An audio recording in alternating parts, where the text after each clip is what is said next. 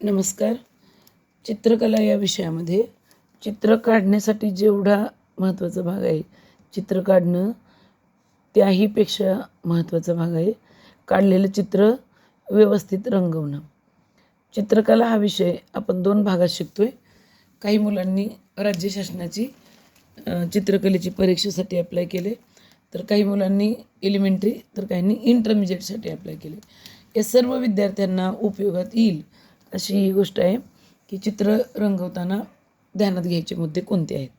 साधारणपणे चित्र रंगवताना सगळ्यात महत्त्वाची गोष्ट ध्यानात ठेवा की ग्रेड परीक्षा कोणतीही असो, भले ती बालभारतीची असू द्या किंवा एलिमेंटरी असू द्या, इंटरमिजिएट असू द्या, भूमिती हा विषय वगळता सगळ्या विषयांसाठी रंगकाम करणं हे अत्यंत महत्त्वाचं आहे. रंगकाम करताना तुम्ही निवडलेला रंग, त्यासाठी असणारी रंगसंगती, म्हणजे कोणती रंगसंगती निवडताय, आपण बोलणार आहोत रंगसंगतीवर नंतर, किंवा तुम्ही रंगांचं मिश्रण कसं केलेलं आहे, जी रंगांची मिश्रणं बनवलेली आहेत, ज्यांना एका रंगात दुसरा रंग काढून बनवलेलं मिश्रण आहे ते कसं बनवलेलं आहे, आणि त्यासाठी तुम्हाला त्या रंगांचे गुणधर्म कळणं आवश्यक आहे. प्रत्येक रंगाला एक स्वतःचा गुणधर्म आहे, म्हणजे जसं उष्ण रंग, शीत रंग, याप्रमाणे त्यांचे गुणधर्म आहेत. तर तुम्हाला हे सगळं कमीत कमी एक खोलात नाही कळालं तरी वरवर तरी साध्या सोप्या पद्धतीने तरी यांची माहिती कळणं अपेक्षित आहे. जर तुम्ही चांगले मार्क पाडावेत असं तुमची इच्छा असेल, चांगली ग्रेड मिळावी, तर रंग देताना तुम्हाला भरपूर अशा गोष्टींचा विचार करावा लागेल, अनुभव घ्यावा लागेल आणि स्वतःच्या अनुभूतीतून हा पेपर रंगवावा लागेल. पहा, तर साधारणपणे रंगाबद्दल तुम्हाला काय काय माहीत असावं याची चर्चा आपण करतो आहे. पहा, तर सगळ्यात आधी तुम्हाला हे कळलं पाहिजे की तुमच्या ज्या रंगांच्या बाटल्या आहेत त्यात तुम्हाला प्राथमिक स्वरूपाचे काही रंग मिळतात, ज्यांना प्रथम श्रेणीचे रंग असं म्हणतात. जे प्राथमिक रंग आहेत, जगात ज्यांच्याशिवाय रंगच निर्माण होऊ शकत नाही अशी हे रंग आहेत. पहा, ज्यांना मूळ रंग असं म्हटलं जातं. हे 3 रंग आहेत मूळ. साधारणपणे 3 मूळ रंग आपण शिकणार आहोत, म्हणजे जगात 3च आहेत. 3 मूळ रंग आहेत ज्यांच्यावर आपण चर्चा करणार आहोत. तर कोणते आहेत मूळ रंग हे तुम्हाला सगळ्यांना माहीत असलं पाहिजे. पहा, लाल, पिवळा आणि हिरवा. तुम्ही हिरवा म्हणता, हिरवा हा मूळ रंग नाही. म्हणजे वर्गात पण मी 10वीच्या आज बोलले होते तर हिरवा मूळ रंग आहे असं त्यांना वाटलं होतं. लाल, पिवळा आणि निळा असे 3 मूळ रंग आहेत मुलांना. लाल, पिवळा आणि निळा असे 3च जगात मूळ रंग आहेत, ज्यांना प्रथम श्रेणीचे किंवा प्राथमिक रंग असं म्हणतात. यांच्या रंगांच्या मिश्रणातून नवीन रंग तयार केले जातात. पहा,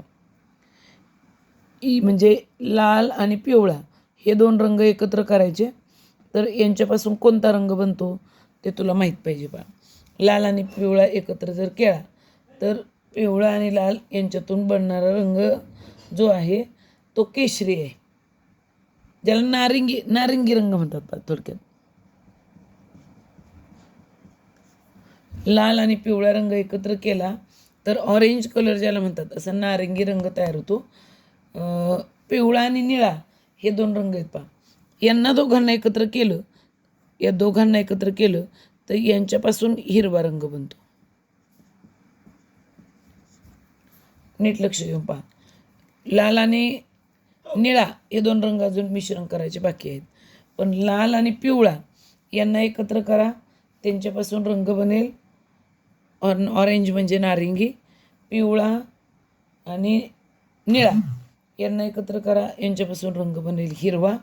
आणि आता शेवटचं एक हे पहा, म्हणजे लाल रंगामध्ये निळा रंग मिसळणं बाकी आहे, यांची संगती लागलेली नाही दोघांची. लाल आणि निळा असे 2 रंग एकत्र जर केले तर जांभळा रंग तयार केला जातो. नीट लक्ष देऊन पहा, म्हणजे आता माझ्याकडं 3 रंग मिळालेत. पहा, एक आहे नारिंगी, ज्याला मी हिरवा बाउंड्री देते, दुसरा आहे हिरवा आणि तिसरा आहे जांभळा. पहिले 3 रंग तुमच्या ध्यानात राहावेत, लाल,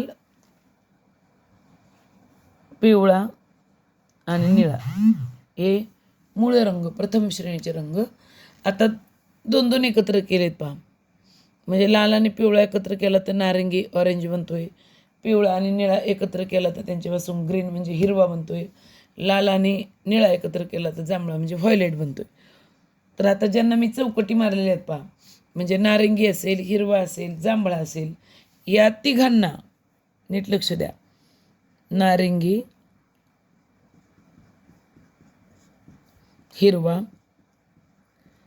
व जांभळा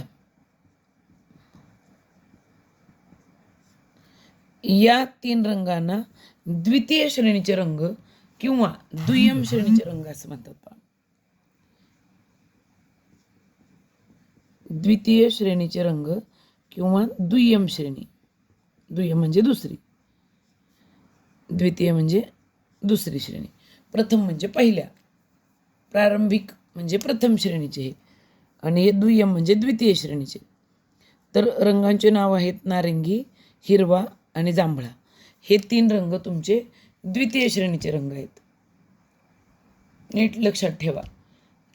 नारंगी, हिरवा आणि जांभळा हे द्वितीय श्रेणीचे रंग जे बनवता येतात तुम्हाला. लाल घ्यायचा, त्यात पिवळा कालवायचा, नारंगी बनतो. पिवळा घ्यायचा, त्यात निळा कालवायचा, हिरवा बनतो. लाल आणि निळा एकत्र केले तर जांभळा बनतो. म्हणजे जर तुमच्याकडे लाल, पिवळा आणि निळा हे 3 रंग असतील तर तुम्हाला हे 3 बनवता येतात पहा एकत्र कालवून. आता डार्क, फेंट हे कसे बनतील, कोणता रंग किती वापरला आहे यानुसार त्यांचा रंग बनेल पहा, डार्क बनेल का फेंट बनेल. म्हणजे 2 रंग जरी तुम्ही कालवले तरी ते नेमके किती कालवत आहे यानुसार आता तुम्हाला काय होईल तर त्यांचं गडदपणा किंवा फिकेपणा सापडेल. पण मला हे 3 रंग हातात असतील तर मला हे 3 मिळवता येतात पहा. आता नीट लक्ष देऊन पहा. या जे 3 रंग आहेत हे नारंगी, हिरवा आणि जांभळा, ज्यांना द्वितीय किंवा दुय्यम श्रेणीचे रंग म्हणतात, यांच्यापासून मला परत रंग बनवता येतात जे तृतीय म्हणजे तिसऱ्या श्रेणीत जातात. म्हणजे नीट लक्ष देऊन पहा. नारंगी, हिरवा एकत्र केला तर अजून एक रंग मिळेल. आता करडे रंग बनतात पहा. करडे तृतीय श्रेणी सगळी करड्या रंगांची आहे. किंवा हिरवा जांभळा केला एकत्र तरी मिळतात, किंवा जांभळा आणि नारंगी एकत्र केले तरी यांच्यापासून एक रंग बनतो ज्यांना करडे रंग म्हणून ओळखलं जातं, जे आहेत तृतीय श्रेणीचे रंग. मी थोडीशी जागा वाढवते इथली म्हणजे मला लिहायला सोपं पडेल पहा. नारंगी आणि जांभळा एकत्र केल्यावर, यांना एकत्र केल्यावर तांबूस करडा रंग बनतो पहा. सूर्याच्या उगवत्या मावळत्या रंगछटा दिल्या जातात त्याने, रुसेट म्हणतात त्याला. तांबूस करड्या रंगाचा नारंगी आणि जांभळा एकत्र केल्यावर रंग बनतो. आता नारंगी आणि हिरवा एकत्र केला तर यापासून बनतो पिवळसर करडा. आम्हाला रंग एकदम कसा द्यायची सवय, पचकन डबीत ब्रश बुडवायचा आणि रंग द्यायचा, तर तशा रंगांना मार्क मिळत नाही पहा.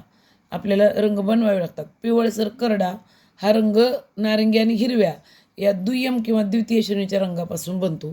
हा तृतीय श्रेणीचा रंग आहे काळ्या अक्षरात लिहिलेला. पिवळसर करडा किंवा तांबूस करडा आणि हिरवा आणि जांभळा एकत्र केला तर निळसर करडा बनतो आपला.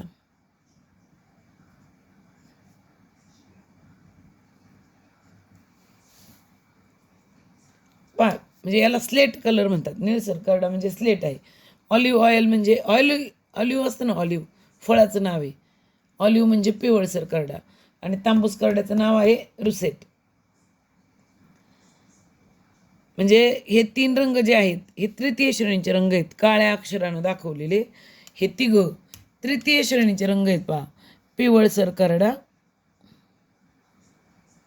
पिवळा नाही, मी पिवळसर दिसतोय पण तो करडा आहे.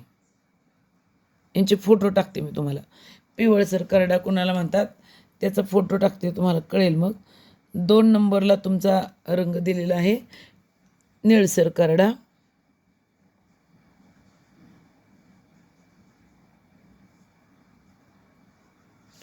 निळी फक्त झाक असते पहा, निळा रंग नसतो ऑलरेडी. निळसर करडा म्हणजे फक्त निळ्या रंगाची झाक असते त्याच्यात थोडीशी. आणि तिसरा आहे तांबूस करडा. तर तांबूस करडा म्हणजे अगदी डोंगराला वगैरे तुम्ही जो रंग देता तसा रंग.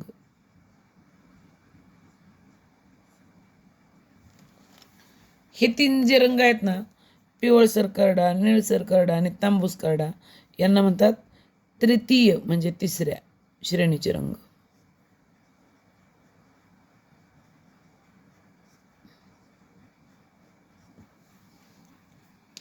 रंग देताना तुमच्या चित्राला रंग देण्यासाठी अगदी हे 3 कलर वापरावेत असं काही नाही.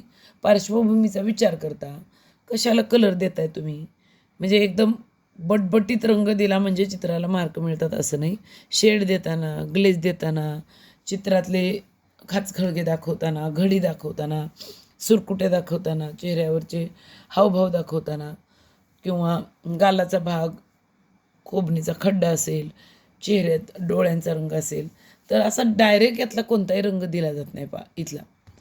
ते रंग बनवताना साधारण इकडं सरकते गाडी तुमची द्वितीय आणि तृतीय श्रेणीच्या रंगात.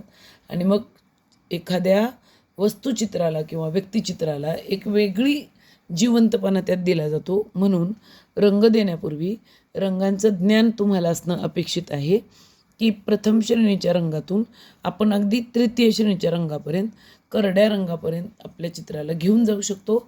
आणि हे चित्र बनवताना किंवा हे रंग बनवताना काळजी घेतली पाहिजे की कोणता रंग आपण किती घेणार आहोत. पाण्याचा कमीत कमी वापर करून आणि ब्रशला कमीत कमी कलर वापरून आपण जेव्हा चित्र रंगवायचा प्रयत्न करू तेव्हा ते चित्र माझं जिवंततेच्या दिशेनं जाईल. एकदम पच रंग थापला म्हणजे चित्राला मार्क मिळतात असं नाही. तर चित्र रंगवताना आता तुम्हाला घरी प्रॅक्टिस करायची आहे की लाल आणि पिवळा एकत्र केल्यावर नारंगी रंग कोणता आहे बरं तो शोधायचा आहे.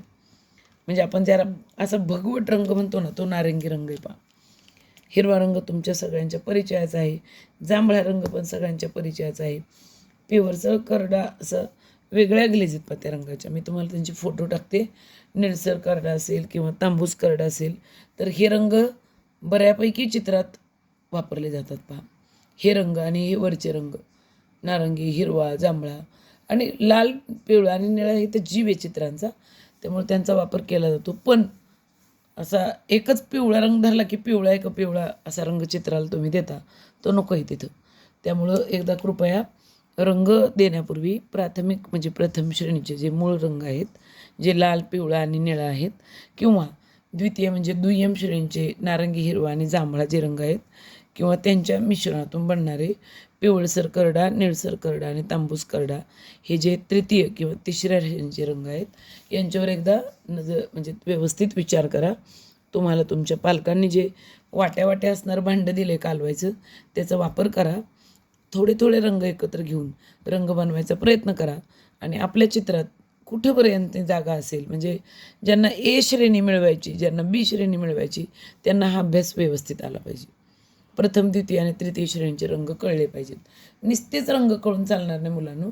तर या रंगांबरोबर आपल्याला ते रंग म्हणजे कसे तुम्ही हे करणार आहात, देणार आहात चित्राला, त्यासाठी तुम्हाला त्यांच्या छटा कशा वापरायच्यात, रंगांची मिश्रण ही रंग मिश्रण आहेत, तर गुणधर्म कसे वापरायचे म्हणजे शीत गुणधर्म कोणात आहे, उष्ण गुणधर्म कोणात आहे, मिश्र गुणधर्म कोणात आहे. चित्र एखादं रंगवताना रंगसंगती कशी वापरायची, म्हणजे पूरक कुणाला म्हणतात, किंवा संबंधित रंगसंगती कशी असते, किंवा एक रंगसंगती कुणाला म्हणतात, छटा कशा उठवायच्या, उजळ किंवा गडद छटा कशा द्यायच्या असतात, उष्ण आणि शीतरंग संगती देताना साधारण एकाच चित्रात दोन्ही द्यायचे असतील तर काय विचार करायचा, उष्ण रंगसंगतीला कोणता पार्ट रंगवायचा आहे, शीतरंगसंगतीत कोणता पार्ट असेल, याचं जर तुमच्याकडून भान राहिलं तर मला असं वाटतं की म्हणजे एखादं फळ, एखादी वस्तू रंगवताना तुम्ही जे भसाभस रंग मारता ते रंग तुमच्याकडून जाणार नाहीत. अर्थात तुम्हाला बी किंवा ए श्रेणी मिळण्यासाठी मदत केली जाईल. धन्यवाद.